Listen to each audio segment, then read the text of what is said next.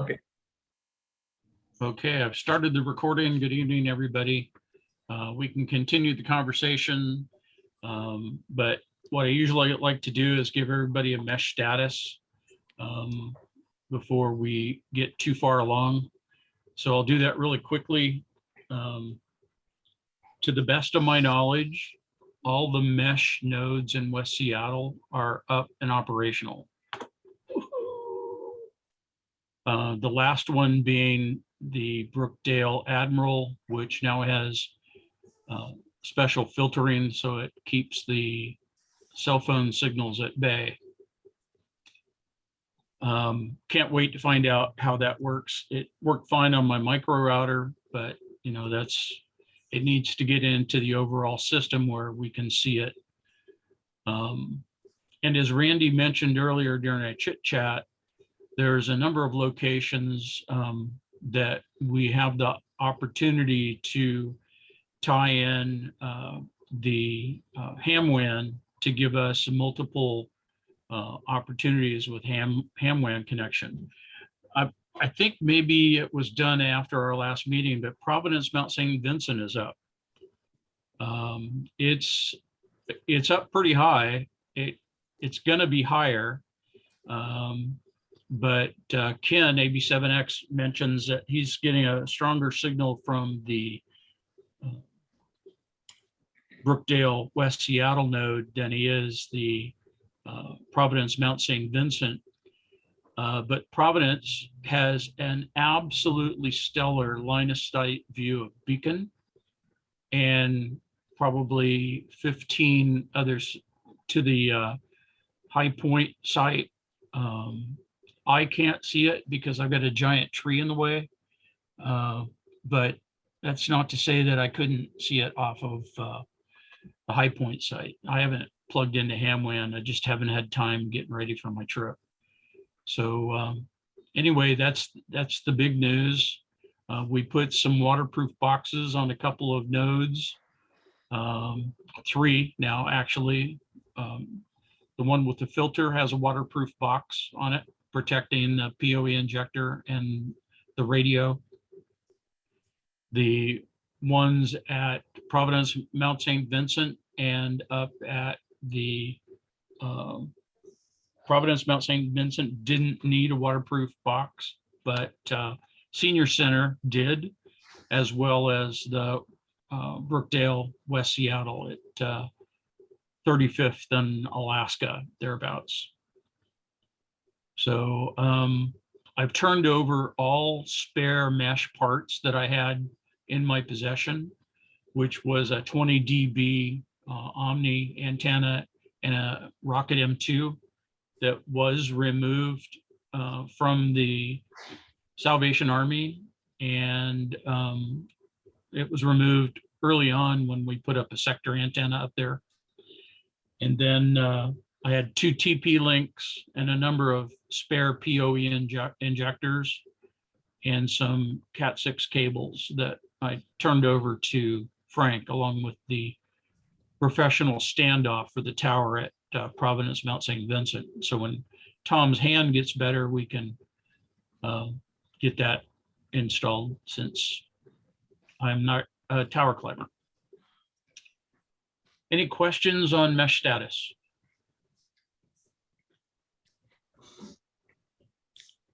No questions heard. I guess one of the main things I'd like to accomplish tonight is leadership. And I don't mean someone to take control, but someone to make sure that they're primarily on once a month to be able to host the meeting. And I'll set up a Zoom account like I did for this one and make sure that it's available to the host. And when the host is ready, they can send it out to everybody. It'll be open all the time. So if you want to have an impromptu mesh meeting, you can do that. But I'm going to be on the road. I don't know where I'm going to be. I don't know if I'll have internet.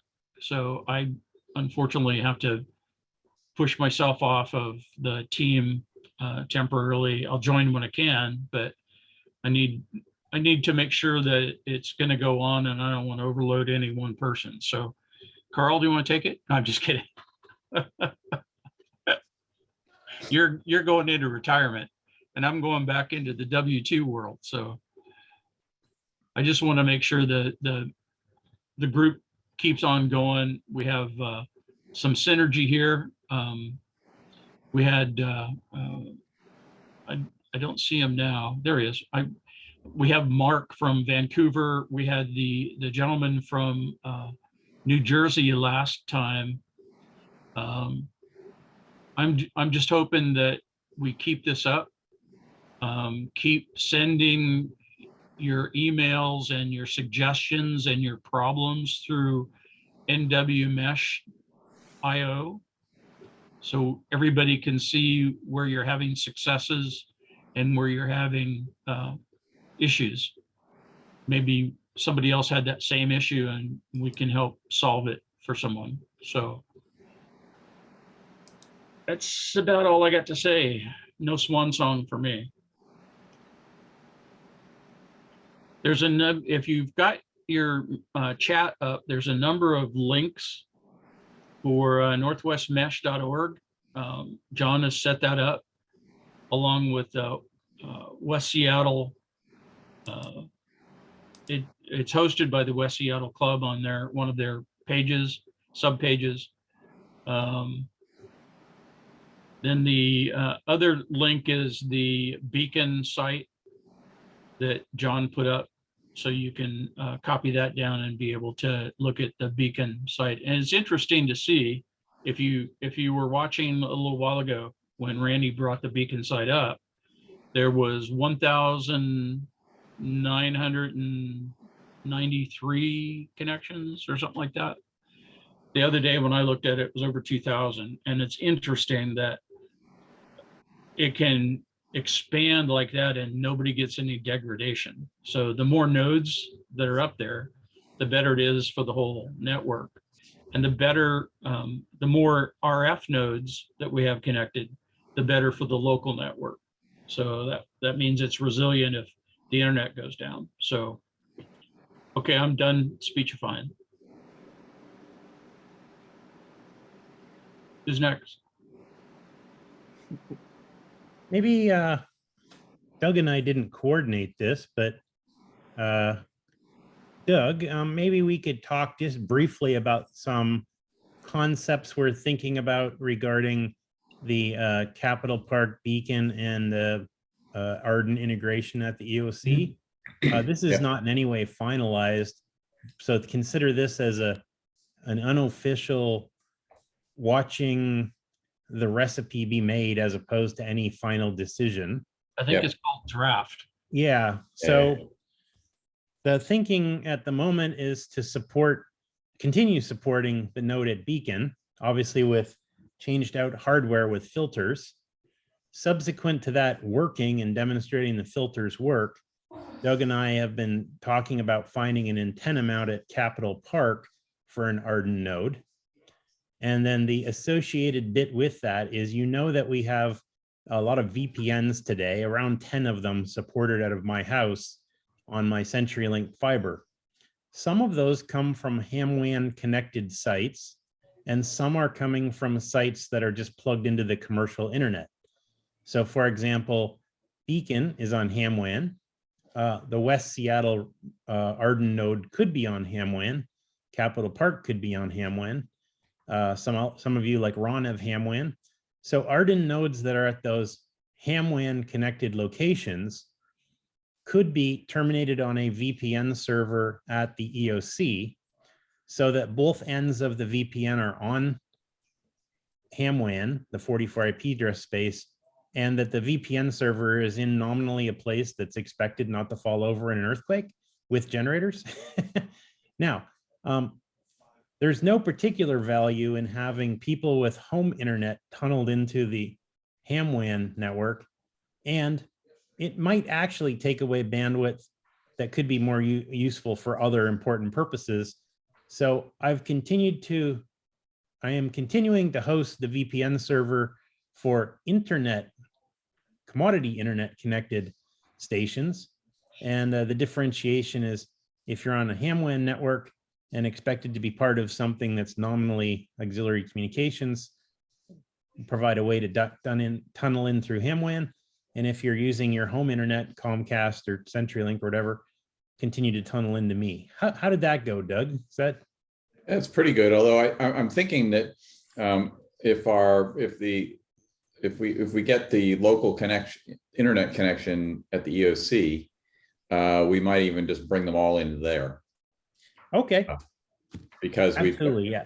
Yeah, but obviously that's contingent on that coming to fruition. But it I think I saw pretty positive. I think I saw some good news from Tim on that today. Yeah. He's yes, smiling. indeed. Yeah.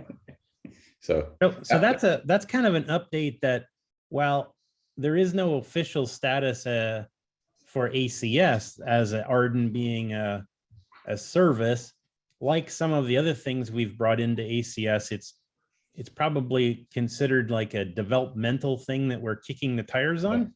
Yeah, we have kind of a life cycle process at ACS. There are things that are being, that are basically being looked at or experimental or whatever, stuff that's essentially proven and stable technology that's essentially adopted, and then stuff that we're trying to migrate away from.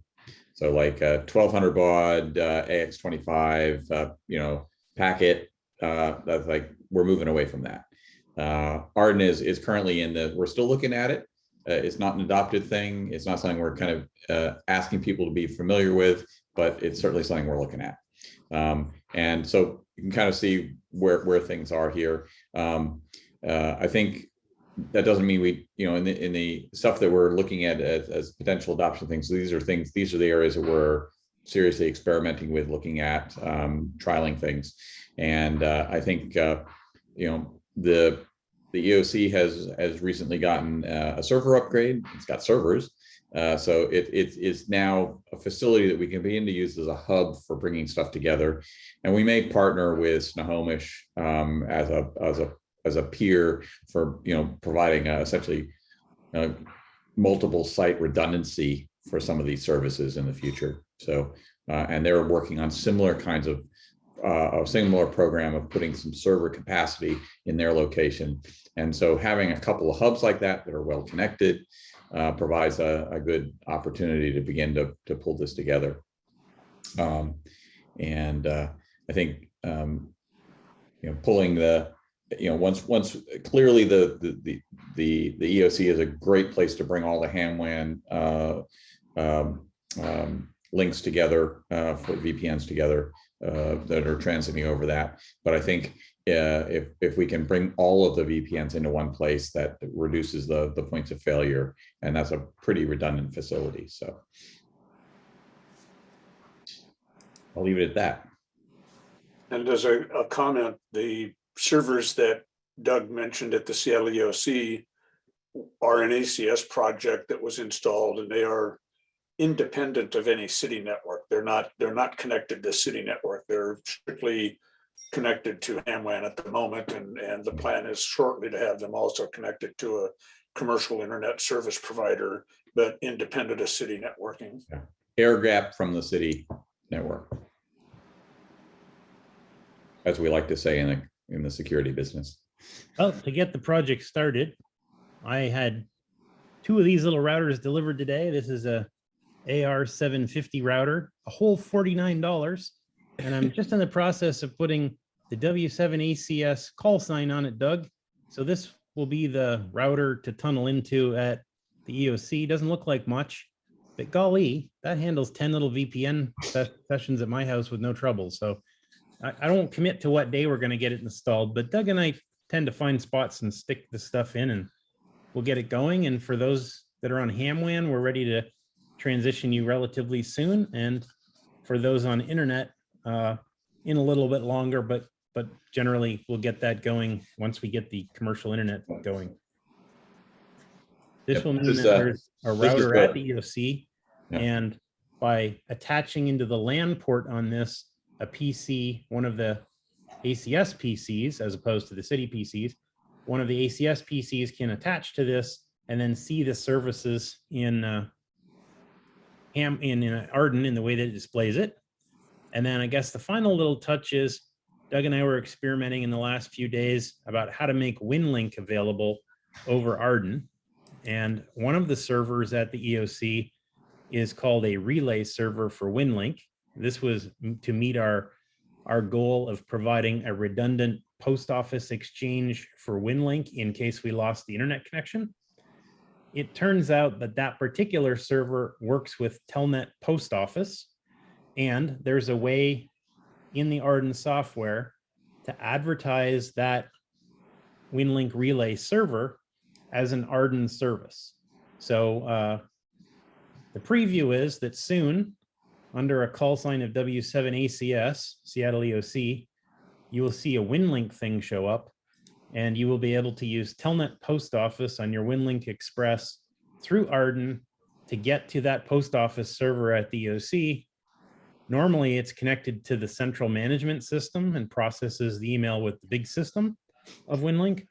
But if for some reason we lose our internet connectivity on HamWAN, the intention is that that post office becomes the mail exchange facility for our WinLink gateways connected by HamWAN, certainly in Seattle, probably spilling over to King County, and may include some sort of partnership with NWMESH, as Doug indicated, to provide a backup facility for them, and they to provide a backup facility for us. So anyway, you heard it here first.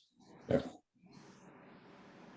I should probably mention that the West Seattle Amateur Radio Club paid me for the parts that I bought recently for the Mesh Network. So I've totally been squared away by the West Seattle Amateur Radio Club. We're still working the 13-page grant spreadsheet is still working. We've got items that go along with that are being worked by individuals, hopefully continually. And then in association with the West Seattle Amateur Radio Club president, Jonathan, KK7PW, we are working a memorandum of understanding, MOU, with the Salvation Army. And once that gets in place, we'll do a memorandum of understanding with Brookdale and with the Providence Mount St. Vincent folks, the Senior Center, and all those folks that host the Mesh Network, and where we might provide, where the West Seattle Club might be able to provide a service. So if indeed this branches out like I hope it does, maybe ACS does some MOUs with the different organizations that become mesh operative, like PSRG or even ACS, or with the West Seattle group, and tie in Highline and Mercer Island, maybe, because they'll be able to see Beacon. Maybe the Vashon Island group gets MOU. So those are all things that need to be considered down the road. Sounds like a lot of work, but I was able to knock out half of the MOU in about 20 minutes. And then tossed it over to Jonathan for a check, sanity check, if you will. And that's now in the hands of the Salvation Army. So I hope that continues. I still haven't had anybody step up saying that they would sort of run the meeting. And maybe it will run on its own, but I'd like to know who to give the link to. I'll participate in that process. Okay, Jonathan, you got John Walling said that he will help participate in the MOU process, right? No, I thought you were talking about the Zoom meetings. Oh, fabulous. Fabulous, John. Yeah, Ron, I can facilitate the MOUs. It's really okay. And I don't know if you saw my email, but I think that the conversation we have with Salvation Army is going to require a little bit more detail, because the MOUs do stipulate how we negotiate roles and how the partnership plays out, and laying out some liability disclaimers and those kinds of things. So I think we can square those away. And I didn't make a motion, but I think we should refer to them as mesherandums of understanding. I'm just saying. That sounds like a wonderful idea. Okay, anyway. Okay. I've never done a memorandum of understanding before, so I was swagging at it. Yeah, that was a good first start. I appreciate that. And I think we can use what you wrote, and we'll see what Hector comes back with. And that'll be a nice template for us to replicate however we need to. Mark, down in Vancouver, does your group have any MOUs that you have with any other organizations in your area? I am my group, Okay, so the answer is no. wow, look at that. Fancy dancy.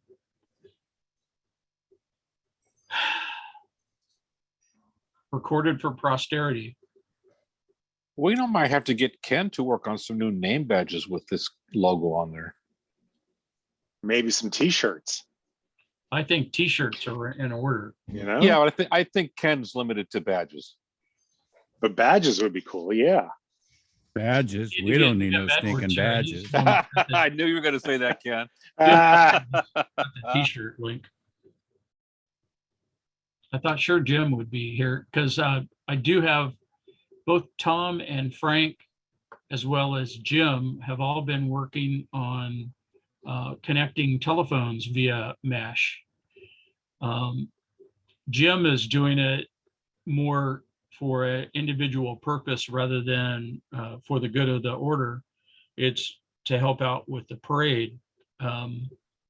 He's been doing some tests on possibly putting up 2 or 3 nodes along California on tripods or on signs in the middle of California, and hooking in telephones at either end. So we've got some sort of communications besides ham radio Comment on that, for the parade. Ron. I've successfully put IP phones on AREDN nodes and connected through the AREDN node back through HamWAN to a PBX and have them as extensions off the PBX with no problem. I have not personally succeeded in IP dialing between different phones on AREDN networks, but I know that several other people, including Jim Canary, have. And so there's multiple ways to approach that, but you can absolutely put IP phones on AREDN nodes connected to a SIP connection to something that supports that. Jim Edwards was doing IP dialing. So yeah, Tom. Yeah, Frank and I did IP dialing, and Jim's been doing it point to point, totally battery operated, everything battery operated. So, and that's what inspired Frank and I to start playing, and we're doing strictly IP dialing because we haven't set up a server of any kind yet. But that's the next step, is a server. Do we know if there's going to be a parade this year? I think so. I believe so. That's a question to ask West Seattle Jim when you have your net next Monday.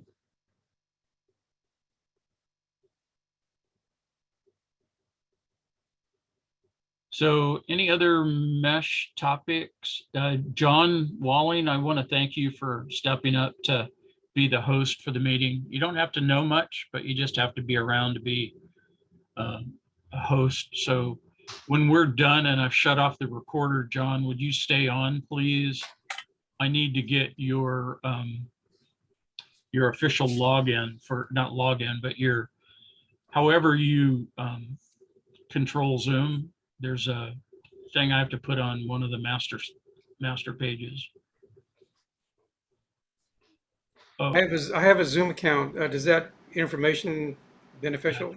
just your name. Yeah. Just my name. Well, your name on your Zoom account, whatever that is. Okay. It's not like it may be John Walling, blah, blah, blah, or whatever it is. Okay. That's what I need. So And it's, but it has to be a unique identifier for the Zoom, right? you know, whatever you have, all I have to do is type it in the alternate host line and it'll work. So if there are other people using my same identification, they also could use. Yeah, Okay. they could. They got to know when the meeting is. And information for Ken, the parade is scheduled for July 23rd.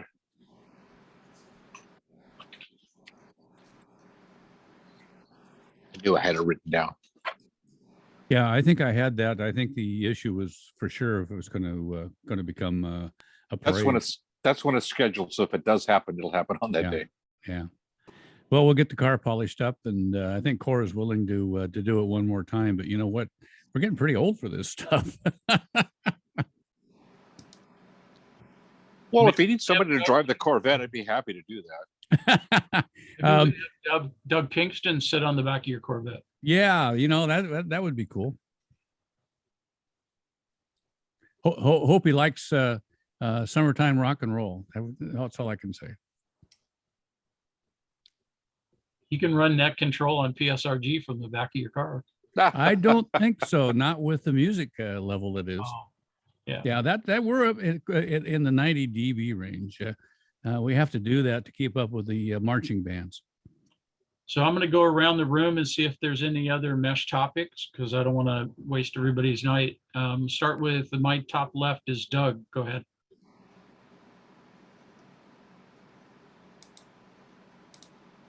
Yeah, had to chase the unmute button.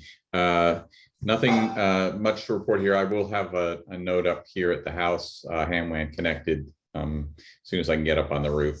I've already tested it, but it'll be more interesting with more access. It won't service a large area, mouth of the ship canal, out towards Ray's, but should probably point it out that way, and some portion of the waterfront here at the mouth of the ship canal.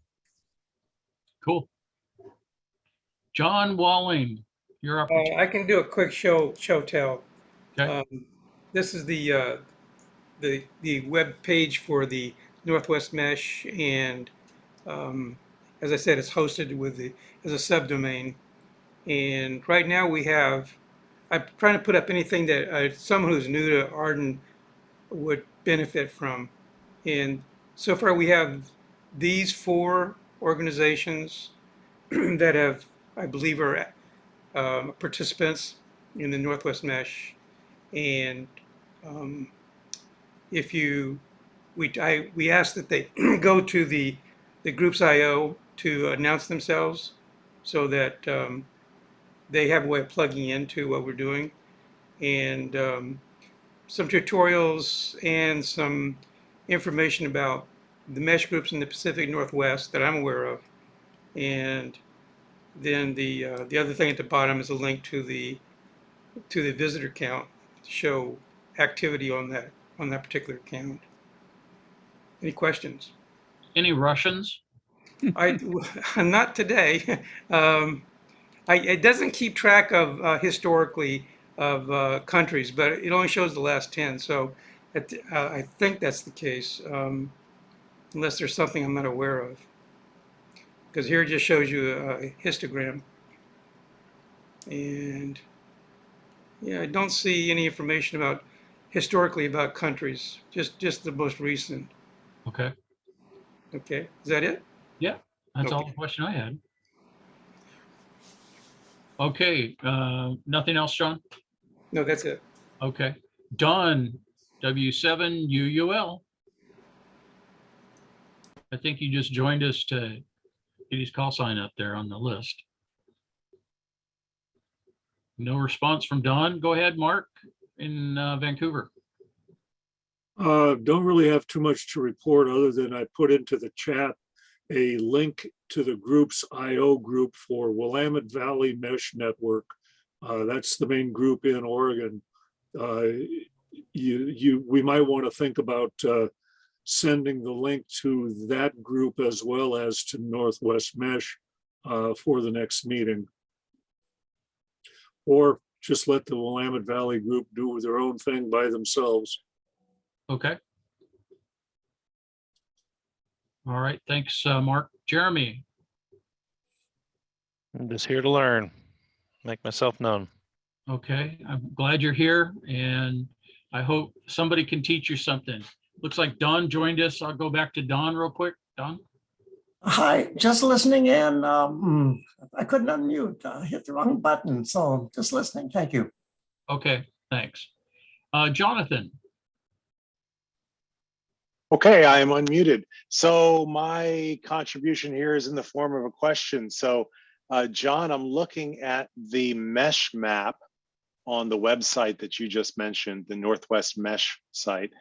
And the mesh map, I'm noticing that I'm not on it, but I'm also noticing that Ron's not on it, or it's not Ron, Ryan's not on it. So I'm wondering, how is this a current map, or does it get updated manually? Or Jonathan, which map are you referring to? Are you talking to the AREDN Mesh map, or are you talking about the G map? not the G map, the other one, the mesh map, Yeah. I think it's called. The AREDN Mesh map. Yeah, I'm not sure how people get onto that. I think you have to sign up for it. Does anyone here have information on that? I think you have to actively participate in it. My understanding. My understanding that you have to notify AREDN, or it was in the past, that you wanted to be on the map. In previous versions of the firmware, you could communicate your coordinates directly through the node, but that doesn't seem to have been carried forward into the latest revisions. I'm not sure how you get onto the AREDN map at this point anymore. Okay. So the mesh map, as we see it, may not be current. Let's put it that way. Aside from my absence or whatever, there may be others that are absent on it. So I'm going to click on it just to show Yeah. what you're talking about. So when you Oops. set up your AREDN node, you tell it where your location is with Latin long, what your grid square is, and then there's a checkbox published to the AREDN servers. If you click that, it puts your location in there. Okay. Additionally, if Sorry. you are actively connected and have a WAN interface, your radio will report in via the internet. For example, Beacon does that. Or if you're within mesh coverage of another node that has an internet gateway, your node will report in that way. The mesh map you're looking at does not show some of the infrastructure nodes. The rationale for them not being there, or maybe not the rationale, but the reason that they're not there is that when they were configured, the information was not pushed to AREDN map, and it hasn't ever had internet connectivity to get there. So two things are necessary for it to show up on the mesh map. And I think that we could get better diagnosis of what's going on in our mesh if we could get those infrastructure nodes set up and give them connectivity so they could report in on the map. I'll stop there. Okay. That's all very helpful. And actually, after the net here, I will go back to my portal and recheck to make sure that my lat and longitude coordinates are in there and being published. So I'll verify that on my end. And I think that's all. I'll be back to net control. Carl, you're next. I have nothing, thanks. Steve. LNX. Ron, really appreciate all the work you've done here in the last few months, getting the nodes up in the various places. It's really coming together. And what I'm hoping is we can get our little pockets connected. I'm down here in Lincoln Park. I can't reach Jonathan. Can't always get over the other side of the hill because Myrtle doesn't always connect. It does for the most part, but if we can get tunnels set up or whatever, so we get more of a connection over here. And I think that's where Randy was coming from earlier, talking about tunnels in various areas like Admiral and, perhaps up at the Myrtle Reservoir to get some connectivity up there as well. But slowly it's coming together. And like I said, Ron, really appreciate everything you've done. That's it. Randy. Thank you. A question maybe for Ken. Ken, would you consider hosting an internet gateway at your house if I gave you the router? I might even consider doing it without you giving me a router, because I've got a whole bunch of them around here that aren't being used. Okay, well, you are a central location where we have a hole. Perhaps I could help you over the next week or whatever and facilitate a tunnel connection and open up the area where you are. Given that you have connectivity to Providence, Mount St. Vincent, that would also open up connectivity to Providence, and then Providence in turn would relay. So that's why I picked on you. I didn't want to put you on the spot specifically.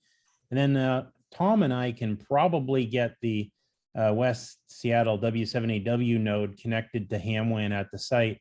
I think those two could provide a little bit more of a spark here to get that Alaska Junction area lit up. And then Ron, of course, has offered for me to come over and visit Cindy while he's gone and hook up his mesh as well. That includes So free dinner. I think we're really, really close here. And maybe if I can help some folks over the next couple of weeks or something, maybe we can open up that central part of West Seattle and get the mesh joy spread around. All right. I think that's all from me. Thanks, Ron. Okay, thanks, Randy. Tom, you're next on my list. Oh, I'm always on your list, Ron. Anyway, yeah, once this finger gets back to good functionality, we'll get I did it horizontally. Once that's back, we'll get the Providence antenna mounted away from the tower, and that'll improve it. I can see it here, but it's just like 27%. So I think once the antenna is mounted farther away, it'll bounce way up. I've got the cable that I picked up from you last Saturday, reconnectorized, so that's ready to go back into wherever it needs to go. And yeah, just looking forward to continuing on. And I'm going to be looking around at Puyallup for any stuff that we can use to enhance the network. Cool. Thanks, Tom. Ken, you're next on my screen. Wow. Well, with what Randy said, I'll just open it up. I would be honored to do something here, and I do think I've got a good location, so be happy to exploit that. Would like to mention that we may need to back it up a week or so. Cora's getting brand new lenses in her eyes, so she's going to have surgery on Tuesday, so we need to kind of coordinate it. I'm thinking maybe next week might be a better thing.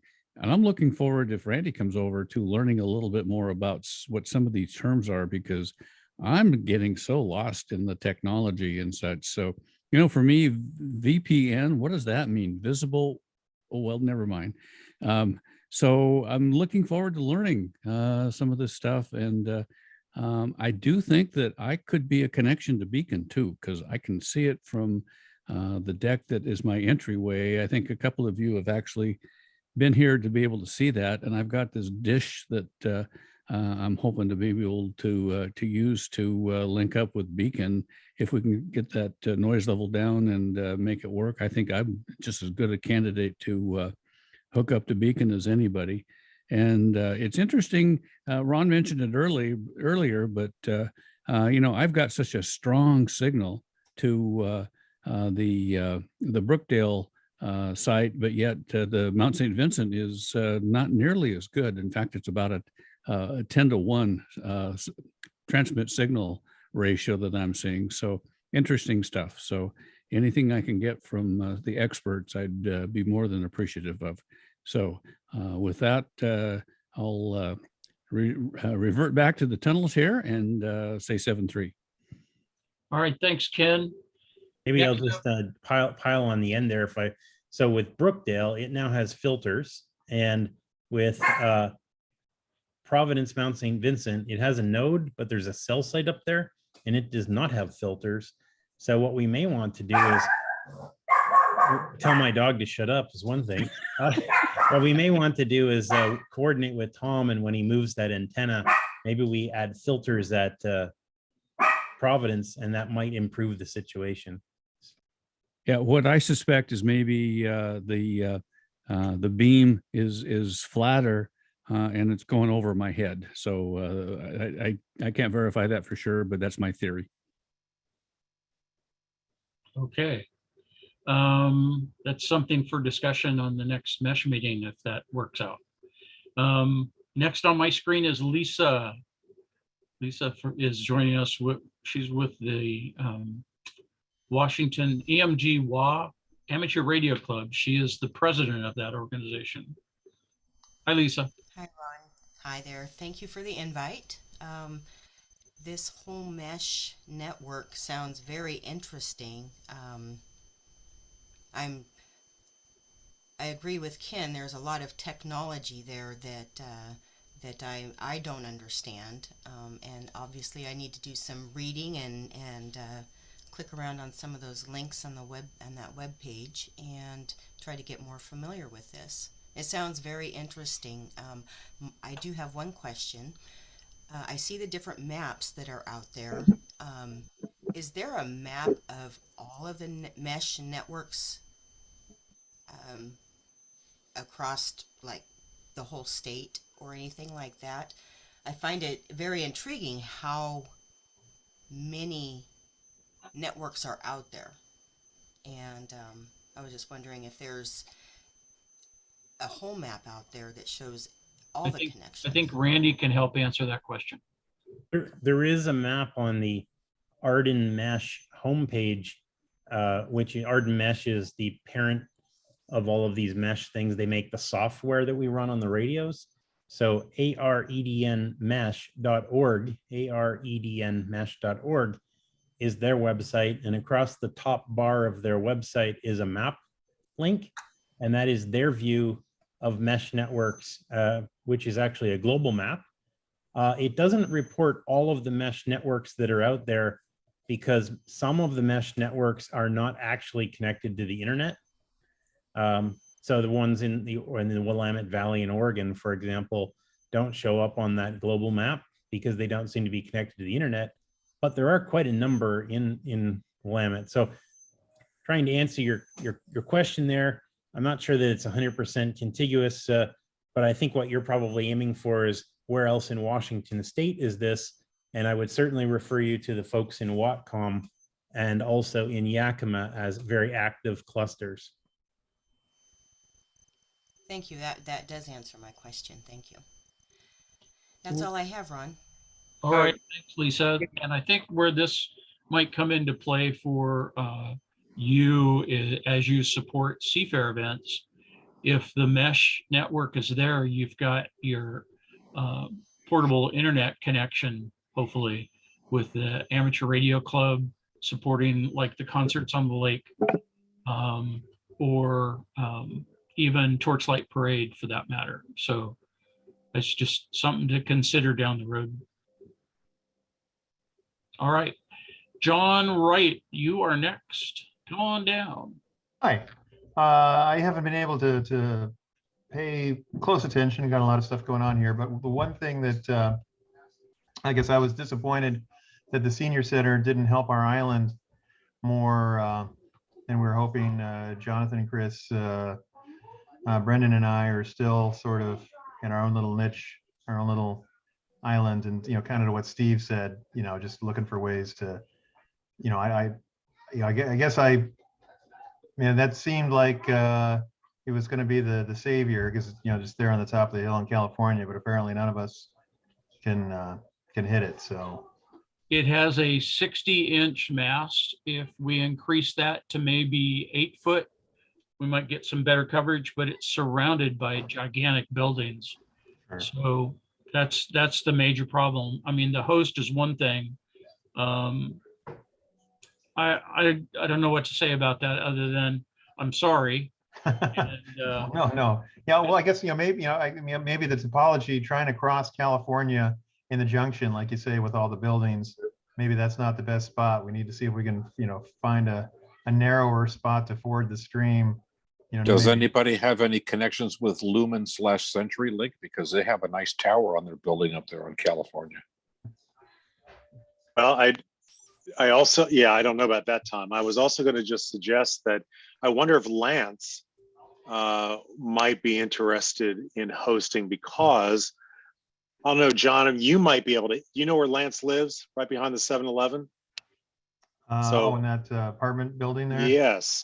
So, you might be able to hit him. I may be able to see him in some way, but if we can get from Lance then to the senior center, we may be golden.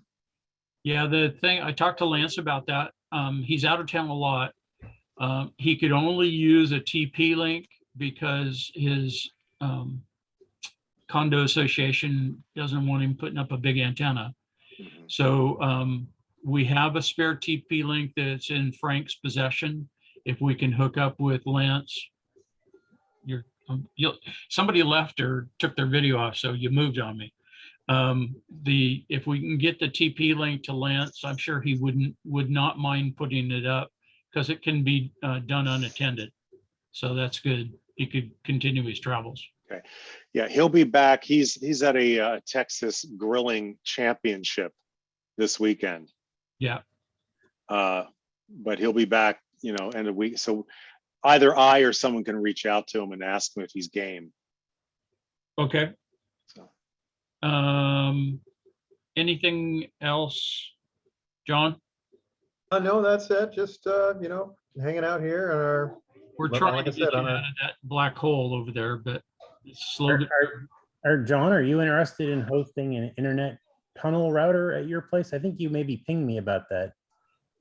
Yeah, I guess I don't know. I sort of philosophically, I sort of figured the mesh ought to be able to stand on its own without tunneling. I just, I don't know if that's naive, unnecessary. No, it's not naive. Unnecessarily pedantic or whatever. The fundamental problem we're experiencing is all these tall buildings seem to have cell sites on them, or if not the exact building, we're on the building beside it. So each of the infrastructure nodes that have gone up, whether that's Beacon or Admiral, or I suspect Mount St. Vincent, I think all of them are suffering from descents from cell sites. And I don't think any of the infrastructure nodes have, I'm sweeping with a broad brush here, but I don't think any of the infrastructure nodes have really met our expectations.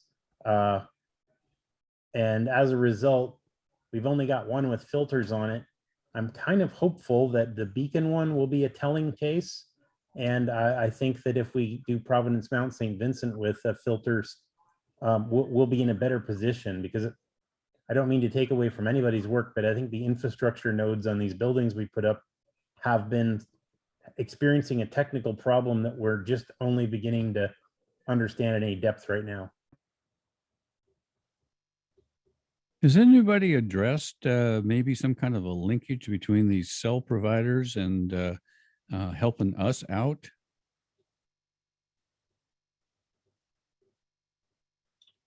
You mean in the sense of getting the cell providers to do something to help us? Yeah, provide the filters and maybe do some of the technical measurements that I just kind of have this feeling that these cell providers are kind of standing monolithically on their own, and I have a feeling they don't give a crap about anybody else's communications ability. I can kind of tell you how they're going to respond to something like that. Is that we're FCC licensed. We are operating within the parameters of our license. And if we're interfering with your ham radio crap, tough. Tom, what about if we were interfering with them? If we were interfering with them, they would be on our case on the FCC to get us out of there. But see, we're using products that are not designed to be used the way we're using them. Therefore, we're not under any FCC protections. So what prevents our equipment from interfering with their equipment?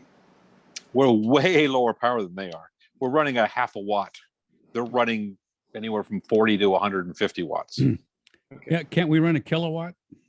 We can run 1500 watts, but unfortunately, nobody makes commercial equipment that'll do that on our band.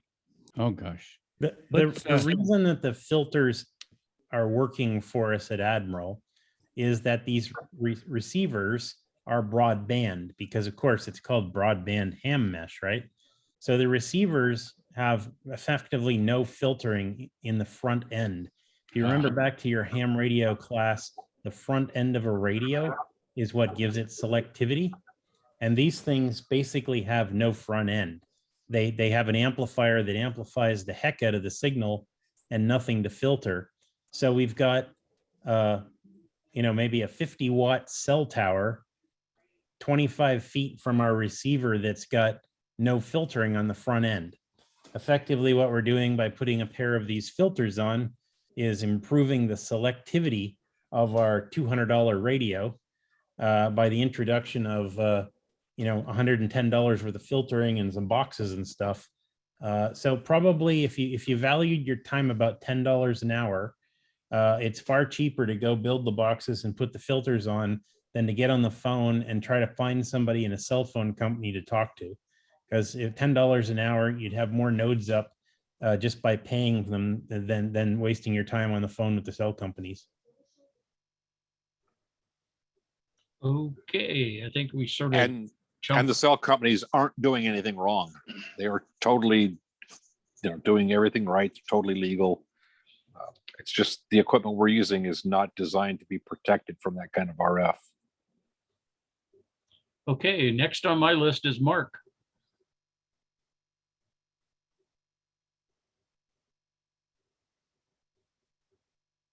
K7 ZGT, Mark Kufstetter. And if only he knew how to unmute his microphone. Okay. Just a complete mesh newbie trying to soak up some knowledge here. I'm actually in the hinterlands out in North Seattle, but so far it looks like your group in looking around has about the best information around. So just still in learning mode. As are we, Mark. Yeah, when you stop learning, I forget the rest of it. But all right, thanks for being here and look forward to seeing you again. Casey, you're up. Nothing to add. Thanks. And finally on my list is Margaret. Do you have anything that you want to talk about? No, thanks. Just learning, joining the big learning crowd. All right. Thanks, Margaret. Glad to have you here, by the way. And Casey, John Wright, Steve, LNX, Tom, Randy, Jonathan, John Walling, Carl Leon's got his hand up. Yeah, I wanted to comment. I didn't think to talk about this before. Let me put my hand down. Two things. First, Tom, correct me if I'm mistaken. We still have an AREDN node operating at Maple Leaf radio site, and it's directional pointing south from the radio building and covers that whole park very well. But I don't know how far beyond that. It is not networked, but if I could get back in there, I'd be happy to network it.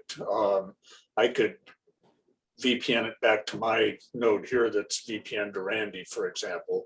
And then secondly, for other people in the north end, Mark and Casey, I've got a node that points towards West Seattle. The signal to West Seattle for me is, I can see that it's there, but it's normally not usable. However, Casey, you could probably hit my link if you aimed in my direction. Mark, I'm not sure where you're at, but I'm in Northwest Seattle. So possibly we could start growing some mesh in the north end also. That's something I'd love to see happen. Thank you. All right. Well, I've gone through everything. We talked about everything. I've recorded the session and I'll send the link out after the meeting's over. And John Walling, if you'll stick with me, I'll get some information from you. But thank you all for being here. It's second Tuesday of next month. I'm sorry, second Thursday. Unless you want to start meeting more often. But we'll set that up and a link will go out.